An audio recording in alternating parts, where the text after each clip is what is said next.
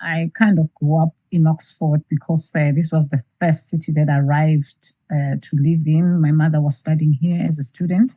So basically, I've grown up here. I came as a child.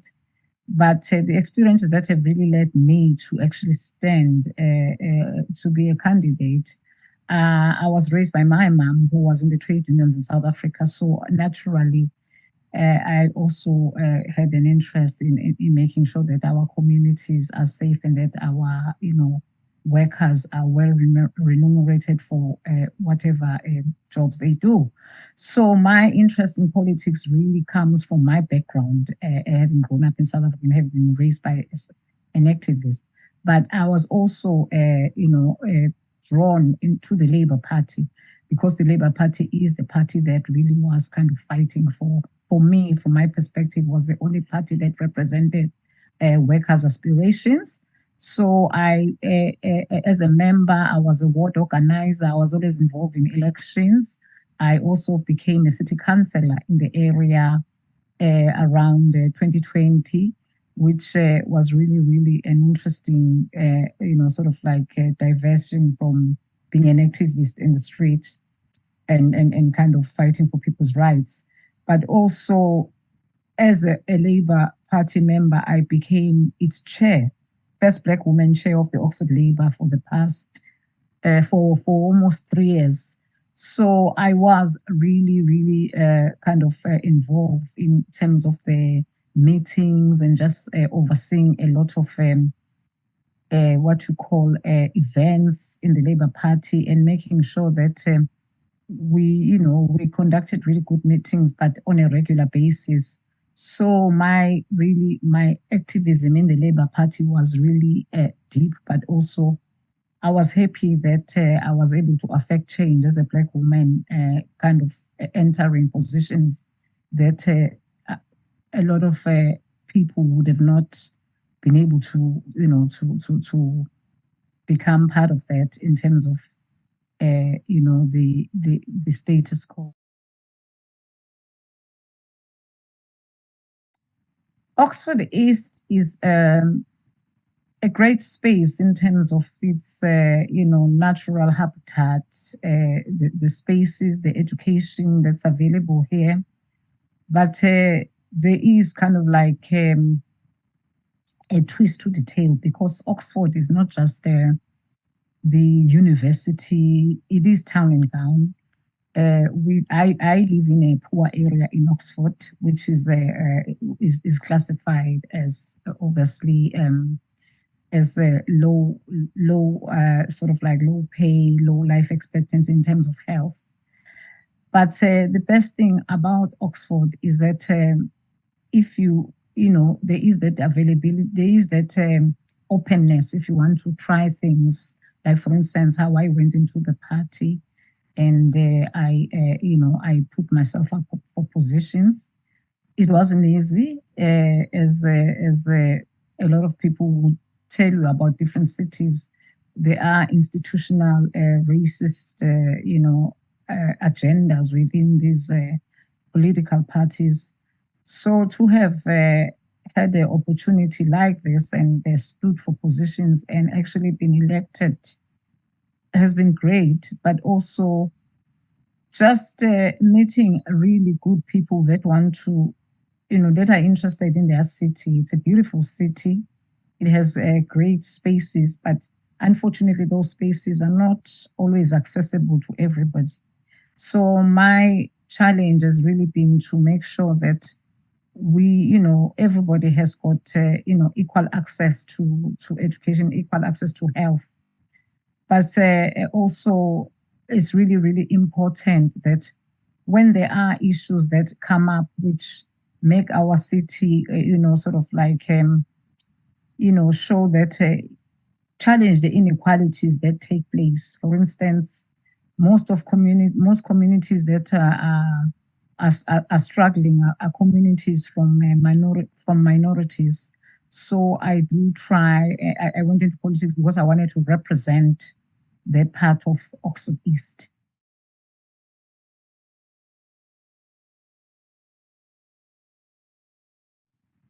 I think the priorities for local people, the cost of living crisis has been really, really a battle for a lot of people, because whilst people are working, especially those that are on low pay, they've had to subsidize themselves with,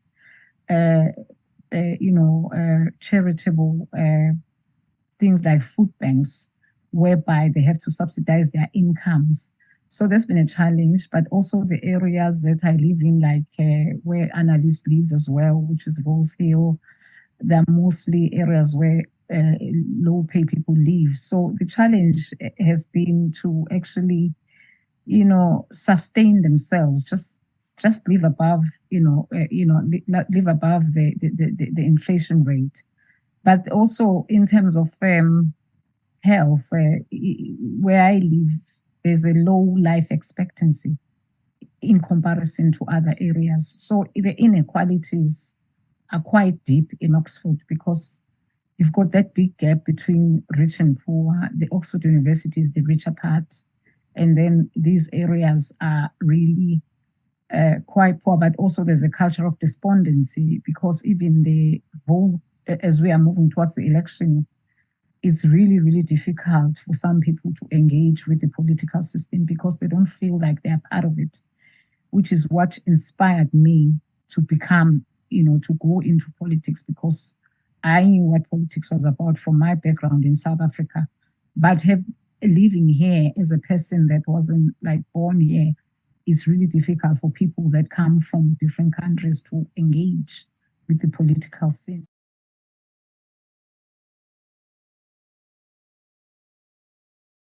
She's the shadow minister for women and equalities, but she's also a party chair, Labour Party chair.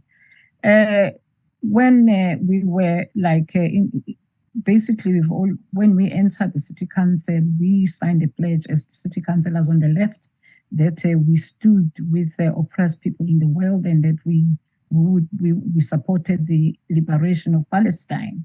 So naturally, we've always, whenever there was something going on in Israel, when there's been any action taken against the Palestinians, we've always protested, and we've always, had a voice on that.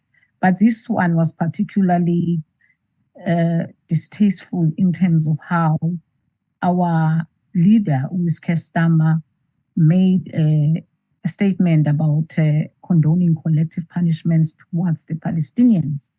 And that was really, really hard to take, in terms of the fact that they were willing to let Israel carry out, airstrikes, bombings against civilians, and kill women and children. And it was as if, when we had the statement, it was as if we're not hearing right, but the different ministers, different shadow ministers reiterated this point that Israel had the right to defend itself. And that was really, that was what broke the back, that was what made us, some of us say, no, they've gone too far. So we resigned, different councillors resigned, but Oxford, 10 of us resigned, and we weakened the Labour majority. Labour had a strong majority in Oxford. So after we resigned, they lost the majority. But Anneliese was also refusing to call for a ceasefire, even as far as voting in Parliament. She didn't vote for a ceasefire. She didn't support the PDS. And beside that, prior to that statement of condoning collective punishment towards the Palestinians, Kestama had already been targeting workers around picket lines. There were quite a lot of issues in terms of pay, and workers were coming out on picket line, RMT, CW, and he seems to be crushing anybody that was going out in support of the workers who were striking for their rights and their pay. So it was a combination of things, but what particularly sent us to say, okay, we're tearing up the membership, was to hear the leader saying Israel can go ahead and bomb the Palestinians kill women and children.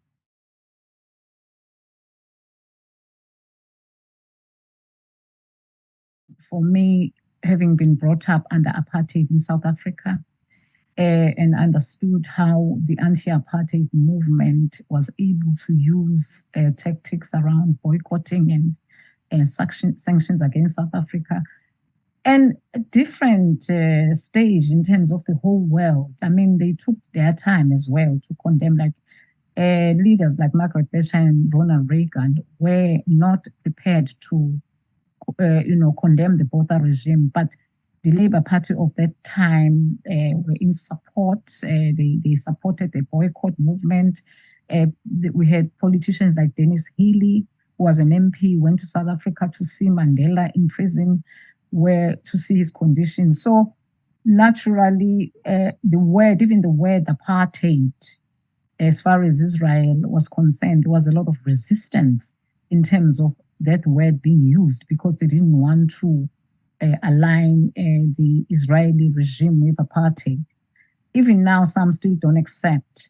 So it was really, really important to see that. But it's amazing how the whole world has really galvanized and really fighting hard for Palestine. And just 2 or 3 countries are supporting Israel, and yet there don't seem to be any form of any form of action that could have worked. I mean, South Africans stand to actually take them to the ICJ in Hague seem like they would listen and really stop the bombings and really stop the genocide.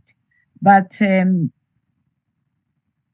for me, myself, I organized former trade unions, international trade unions, and just kind of got people together to see if, from a perspective of workers, trade unions, could we, have a mass insurrection, international insurrection, that's like they did with the anti-apartheid, to actually make Israel listen.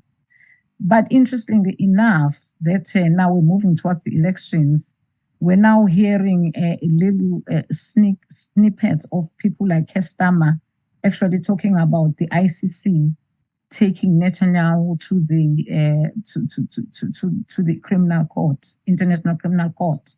But it is not strong enough because they are not coming out to actually say, this is wrong and Israel should stop. And Israel has started another assault on Rafah, and it's going ahead again, even though the Bidens and the Starmer are starting to sound as if they want something done. But because they have given Israel the impunity to go ahead and do what it's like, Israel is out of control now. I'm really considered to be a workers' MP. My campaign is really trying to give the voice. I will call myself a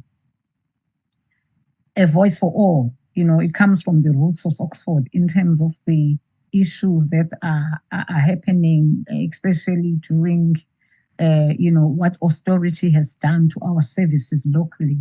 We have had to put up with a disconnected community whereby they saw their youth services being smashed. They've seen their education smashed. They've seen their various issues, like things that were really important to the Oxford communities being scrapped, like community centers that were really central to the communities so that they could meet and talk. They've been, leveled down, and they've changed them into housing. They're basically smashing the voice of the people. I am central to Oxford because I feel I connect because I've grown up here. I also understand what it feels like to be poor because I have, I've worked on low wages. I understand what it feels like not to be able to sustain yourself and be able to look after your family. The standard of living in Oxford is quite high. And as I said, it's a tale of two cities. Whilst people think we live in Oxford, but there's a side where people like me, we might as well be somewhere up north, which is considered the poorest side of, of the UK. So my campaign is really trying to appeal to people that are coming from my backgrounds, people that are low paid, to actually engage them in the political process, to fight for what is right, to believe in the system in terms of using the voting system and using it to change and get rid of Anneliese, where we feel she's no longer speaking the language of labor. She's no longer speaking the language that supports working people.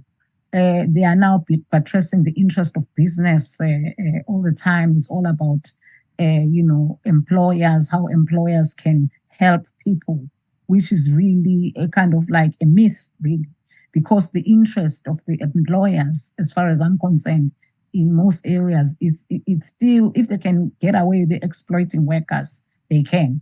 So that's where my campaign comes from.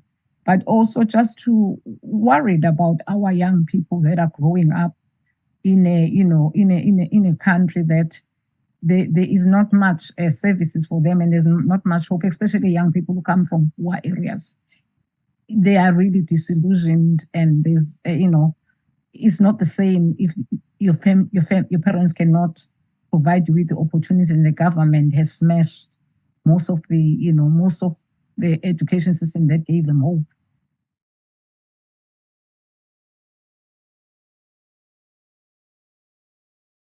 Education is very important because you can articulate yourself in terms of the consent, but also in terms of skills and being able to go out there and look for jobs that you can be able to to do if you are educated. So education also has been smashed in terms of the curriculum itself. They have really taken away, subjects that really educated people in terms of politics and being aware of how to process the information that that can help people understand their surrounding or transform themselves into a into a society that has that has got intellectual skills to analyze things that are happening around them. So it's been really, really difficult for a lot of people that are poor to now, reach out for education because they first, started getting rid of grants that people could, get to actually be helped to get to education. But then they've smashed all aspects, even to the point that they are demoralizing the lecturers that are teaching at university levels. I've been on many picket lines with the lecturers who were basically on what you call precarious contracts, zero contracted hours, whereby they are, having to, their work is not being valued, but also they were insecure in terms of, their employment. So the skilling of, professions is very much at the heart of this government. Even the doctors, I've been on picket with the doctors as well. It's the same issues under health. Privatization has been brought in to really, destroy the NHS, which was the envy of the world. The NHS in this country the standard was so high. And it was one of the things that used to make me so proud to be part of the Labour Party. But not only is the Labour Party not, not promising to actually renationalize the NHS, but they are not planning to reverse a lot of the conservative policies that contributed to destroying the NHS. So there are so many things like that I feel I stand for in terms of how the working people have been affected. I mean, it's a mess. It's a mess. The GPs are complaining. Even in the criminal justice system, the lawyers have got a lot of issues with the way things are being administered in terms of, the prison population has exploded in terms of people, being, entering, prison. The system is falling apart as far as I'm concerned. And we need co-production models where people who live in these areas could be engaged to start to be part of the political process. Maybe that's the only way that we can really clean up this mess. Living wage is really important because how do you sustain yourself if you are basically living below the poverty line whilst you're in work? And the living wage, at least, it takes into consideration the inflation rate, so that the economy of the city is parallel to the living standards. There are people that are living here and earning money, but they cannot afford rents. They are, like I said earlier, they have to sustain themselves with food banks. But also importantly, it's important that employers understand that they have got to look after the workers and pay the living wage, because it amounts to exploitation to actually have people work for wages that are not fit for purpose, really. I'm encouraging people to vote because they need to participate in the political process, but also we need a change. We need to hold politicians accountable. We need a democratic process that engages everyone. We need to see people challenging not just this government, challenging the institutionalized parties to understand that when we give them our vote, they need to really represent us and not let us down. We need to see communities thrive again. There is a culture of despondency around these areas in terms of, having gone through years of I always call it the violence of austerity, where people have lost so much in terms of, after the 2008 crash, then there was austerity. Then the prison population started growing. Then, there are so many issues that have affected people. And COVID was a prime example of how the inequalities in our communities were exacerbated. This is a first world country, it's not a third world country, but yet we are having to see children living in poverty in England, which is something that, if you tell people somewhere in Africa, they can't believe it, because the standard of living is so high. We've had a growth of billionaires, and yet the poor are getting poor. So we need the poor really to advocate for their plight. The only message of hope that I always have is based on the old slogan that the workers united will never be defeated.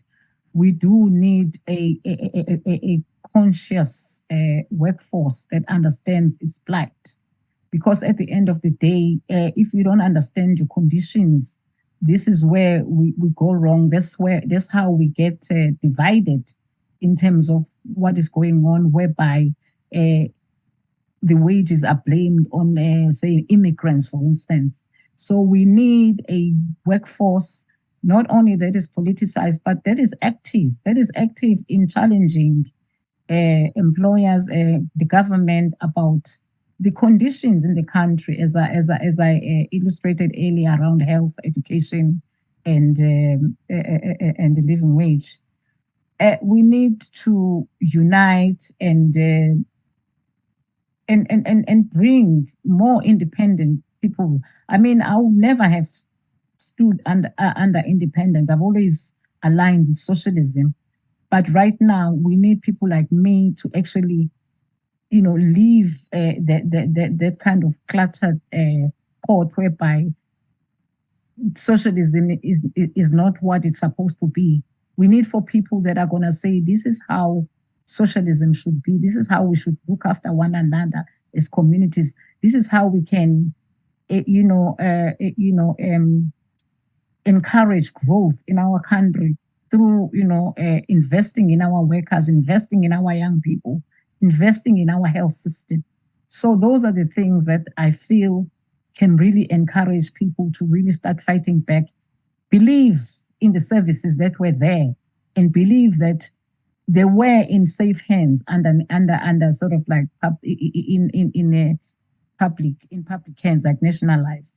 To actually promote privatization, you are actually creating that divide where other people who cannot afford to pay for private health, private education, going to end up like a system like in America, where if you can't afford healthcare, you die.